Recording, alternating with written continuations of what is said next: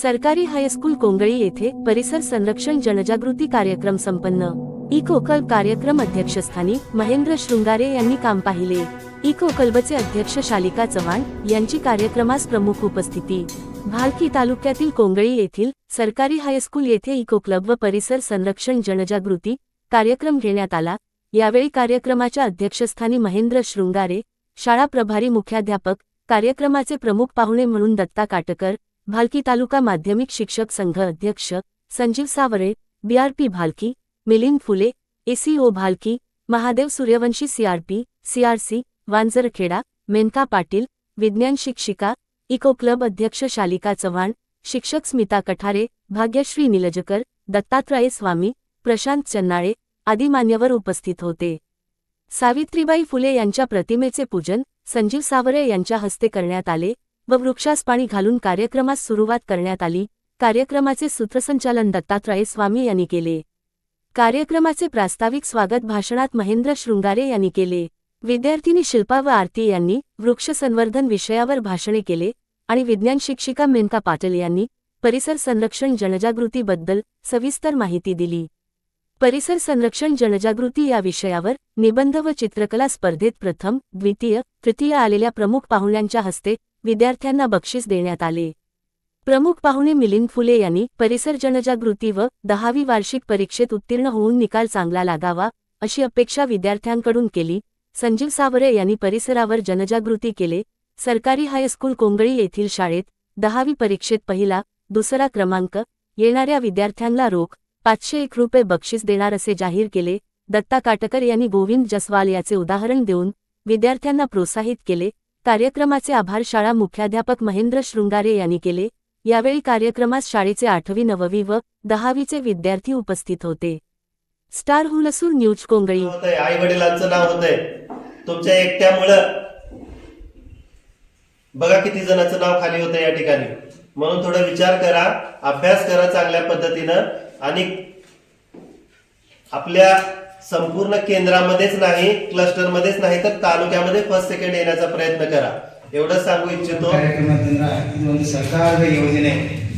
ಈ ಪ್ರತಿ ವರ್ಷ ಈ ಒಂದು ಇಕೋ ಕ್ಲಬ್ ಕಾರ್ಯಕ್ರಮ ಪ್ರೌಢಶಾಲೆಗಳಲ್ಲಿರ್ಬೋದು, LPS ಪ್ರಾಥಮಿಕ ಆಗಿರ್ಬೋದು, ಪ್ರೌಢಶಾಲೆ ಆಗಿರ್ಬೋದು ಹಾಗೂ ಕಾಲೇಜುಗಳಲ್ಲಾಗಿರ್ಬೋದು ಈ ಒಂದು ಕಾರ್ಯಕ್ರಮ ಕಡ್ಡಾಯವಾಗಿ ಎಲ್ಲ ಶಾಲೆಗಳಲ್ಲಿ ಮಾಡ್ತಕ್ಕಂಥ ಈ ಒಂದು ಕಾರ್ಯಕ್ರಮವಾಗಿದೆ।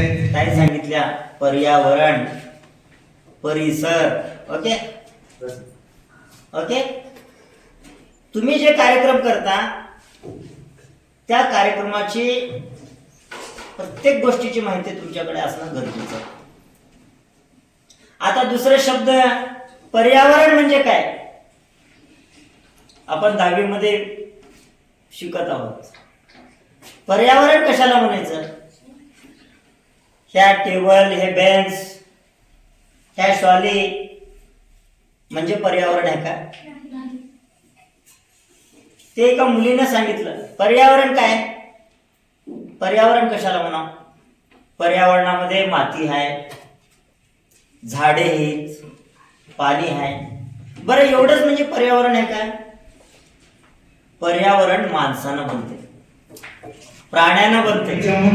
अनेक वेळा सांगण्यात येत आहे, गेल्या 20, 25, 50 वर्षापासून आपण ऐकत आहोत, परंतु कोणी हा कार्यक्रम संपल्याबरोबर आता ते काही न घेता मार्केटला जातो आपण आणि तिथं खरेदी करताना सगळं काही प्लास्टिकमध्येच मिळतं।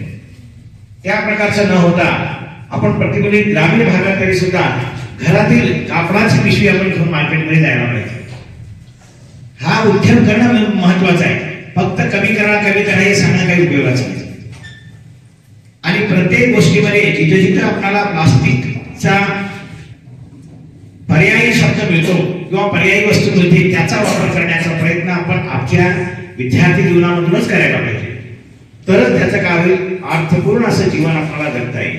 कारण आपण त्याला निसर्ग म्हणतो, त्याला एक परमशक्ती आहे किंवा देव म्हणतो, त्यानं सगळं काही काम चालू ठेवलेलं आहे, फक्त एकच काम बंद आहे म्हणतो म्हणजे पृथ्वीची निर्मिती। आता जी पृथ्वी आहे तेवढीच आहे, ती काही वाढणार नाही, त्याच्यातूनच कमी करतो आपण एने करायचं किंवा नवीन बिल्डिंग घालायचं किंवा अनेक कारणामुळे कमी होत आहे।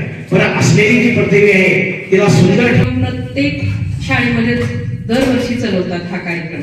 तर हा कार्यक्रम चालवण्याचं कारण म्हणजे तुम्ही जे विद्यार्थी आहेत ते तुम्ही शिक्षण घेत आहात त्याच्यामध्ये नुसतं वाचन परीक्षा देणं इतकं नव्हतं, तर परिसर सुद्धा तितकंच महत्वाचं आहे. फर्स्ट परिसर आहे, वाचन पुन्हा आहे. आलं लक्षात? तर बघा, हे विश्व म्हणजे आपलं घर आहे.